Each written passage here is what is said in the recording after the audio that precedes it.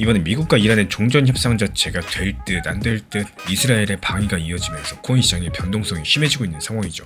여기서 리플 XRP 들고 계신 분들 속이 많이 상할 수밖에 없습니다. 일단 올해 들어서만 가격이 30% 이상 하락을 했고요. 비트코인 상승할 때 다른 코인 들썩일 때 유독 리플 XRP만 조용히 흘러내렸습니다.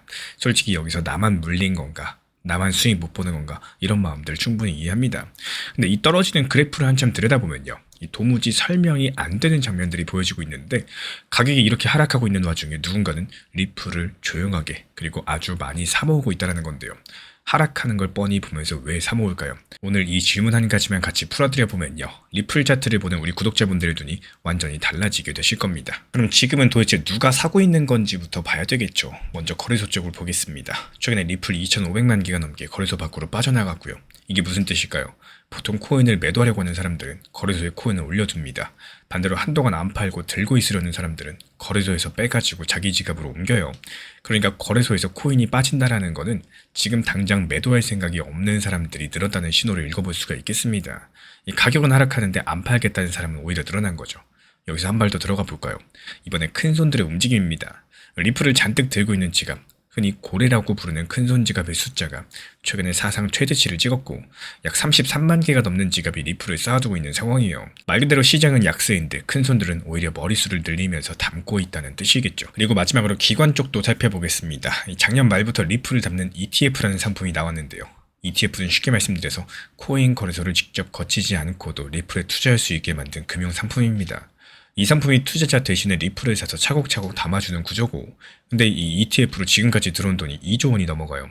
그만큼의 리플이 시장에서 빠져나가가지고 묶여있는 셈이겠죠. 여기까지만 봐도 뭔가 이상하지 않으신가요? 가격은 분명히 약세인데 거래소에서는 물량들이 빠지고 또 큰손들은 머리수를 늘려나가고 기관 돈들은 2조 원 넘게 들어와서 묶였습니다. 파는 쪽이 이긴 시장처럼 보여지고 있는데 정작 데이터는 사모으는 쪽을 가리킵니다. 이 앞뒤가 안 맞는 그림을 풀려면 지금부터가 진짜 중요하겠죠. 여기서의 핵심은 딱 두 가지예요. 한 개는 공매도, 또 다른 하나는 진짜 물량입니다. 먼저 공매도부터 쉽게 풀어드려 볼게요. 공매도는 내 코인을 파는 게 아니죠. 빌린 코인을 미리 파는 겁니다.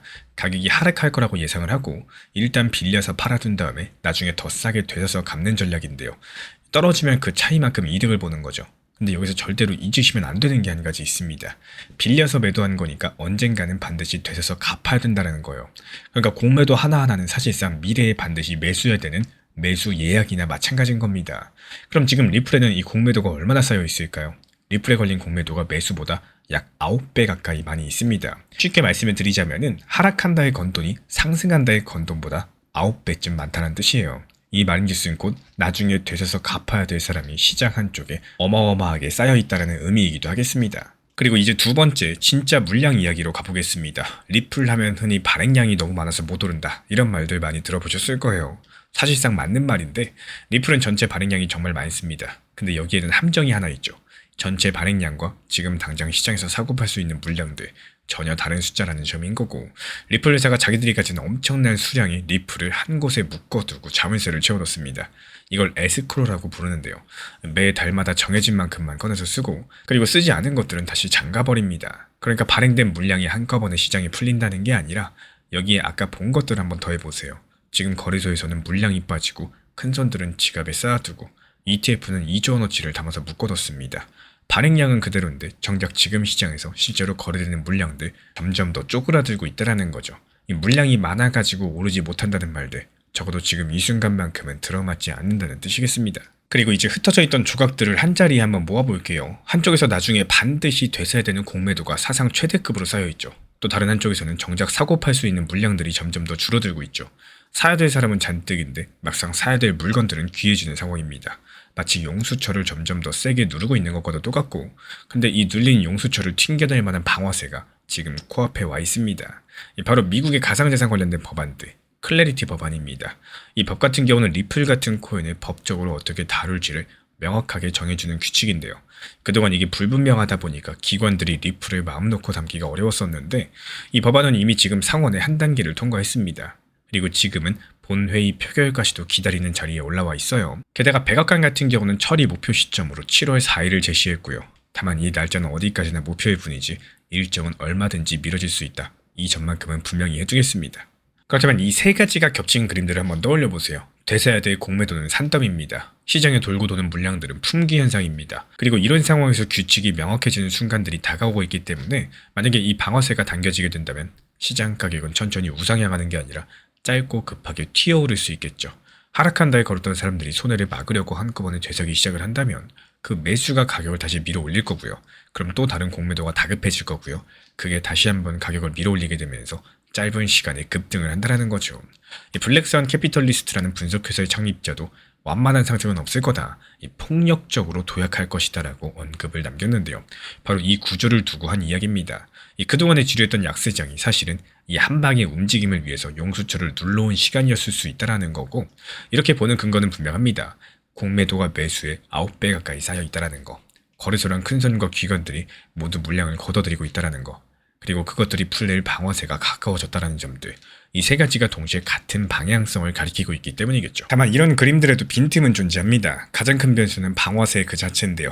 이 법안 처리가 또 미뤄진다거나 기대만큼 진전이 없다면 이런 흐름들은 그대로 뒤로 밀릴 수밖에 없겠죠.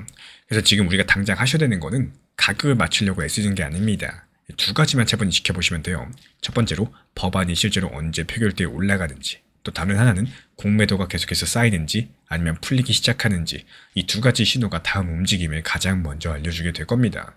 제가 직접 모니터링 중에 있기 때문에 또 변동성 생기는 경우 후속 영상 통해서 리플 커뮤니티 방 통해서 말씀해 드릴 예정이고요. 리플 같은 경우는 올해 내내 정말 약했습니다. 1월부터 시작해가지고 6월까지 거의 반년 동안 약세 구간이었죠. 또 그 아래에서 공매도가 지금 사상 최대급으로 쌓였고 정작 시장에 돌고 있는 물량들 줄어들어 버렸습니다.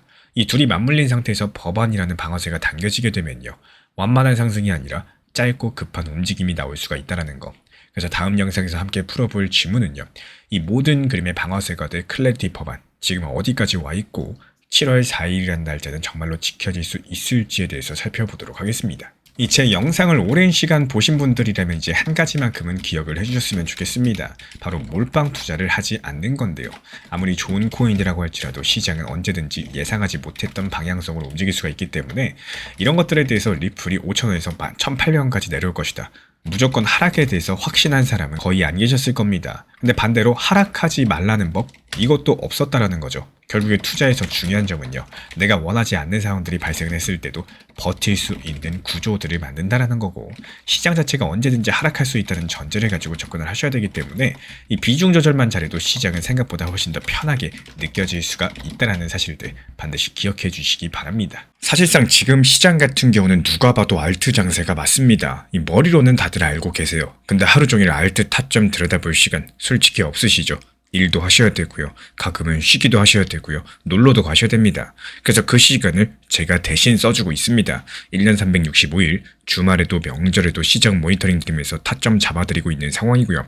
이 지난 4월 한 달 동안 47개 종목에서 수익 실현시켜드렸고, 아직 5월 중순도 안 된 상황에서 16개 종목 수익 실현 시켜드리면서 하루에 최소 1개 이상씩은 꾸준히 수익을 이어나가고 있습니다. 이 지금 시장 같은 경우는 비트코인, 리플, 도지코인처럼 이렇게 무거운 메이저 코인만 들고 있으시면은 당연히 답답한 구간일 수밖에 없습니다. 그래서 규모가 작은 이 소규모 알트 위주로 빠르게 치고 빠지면서 수익 수단을 만들으셔야 되는 시장인 거고, 기본적으로 우리 채널에서는 메이저 알트 비중 그리고 소규모 알트 비중들을 나눠가지고 포트폴리오로 같이 끌고 갑니다.